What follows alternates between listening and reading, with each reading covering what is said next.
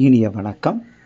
இன்று நாம் காண இருக்கும் திருக்குறள் 692 மன்னரைச் சேர்ந்தொழுகல் ஒழுகல் என்ற அதிகாரத்தில் 2வது திருக்குறள். மன்னர்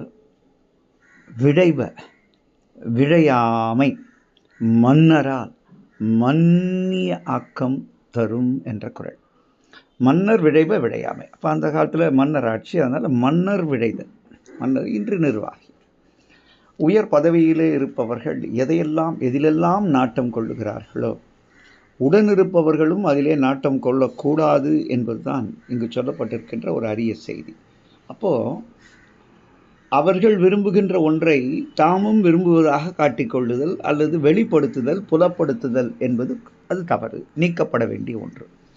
அவ்வாறு உணர்ந்து கொண்டு குறிப்பறிந்து ஒரு உடனிருப்பவர்கள் இருந்தால் அந்த நிர்வாகியால் அங்கு மன்னரால் மன்னிய ஆக்கம் தரும். மன்னிய என்றால் நிலைத்த, இல்லையா? என்றும் இந்த பெர்மனன்ஸ்ன்னு சொல்கிறோம் பாருங்க.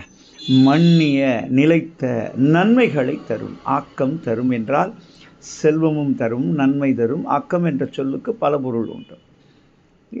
அவருக்கு என்ன தேவையோ அதையெல்லாம் அது தரும்.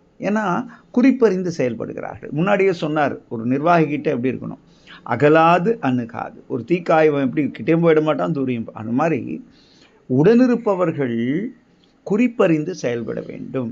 அவர் அது நல்லா இருக்குன்னா எனக்கு இது நல்லா இருக்குன்னு சொல்ல வேண்டிய அவசியம் இல்லை. ஐயா நல்லா இருக்கா, பொருத்தம் உங்களுக்கு ஏற்றுது அப்படின்னு சொல்ல கற்றுக்கிட்டாலும் போதும், இல்லை சும்மா இருந்தாலும் போதும். ஏன்னா வள்ளுவர் ஒரு சொல்லிருந்து ஒரு சொல் மாற மாட்டார். சொல்லுக சொல்லீர் பயனுடைய 200வது குறளுக்கு சொந்தக்காரர். எதை சொல்லுகிறோமோ அதிலிருந்து, ஏன்னா அதுக்கு ஒரு அதிக நுட்ப அறிவு தேவை. இப்போ அறம்னா அறம் என்ற கயிற்றை கொண்டு அவர் கட்டியிருக்கிறார் 1330 குறளும். எங்காவது ஒரு இடத்துல வள்ளுவர் மாற்றி சொல்லி இருக்கிறாரே என்றால் அது மாற்றி அல்ல, புரி வைப்பதற்காக அதனுடைய பலத்தை உயர்த்தி சொல்லுவார்.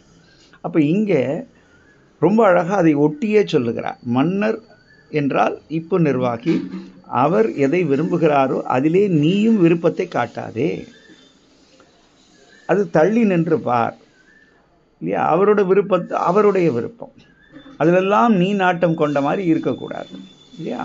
அதில் ரொம்ப ஆசைப்படுறவன் நீ காட்டிக்காத. அப்படி நீ நடந்தால் உனக்கு அந்த மன்னருடைய பேராதரவு கிடைக்கும்.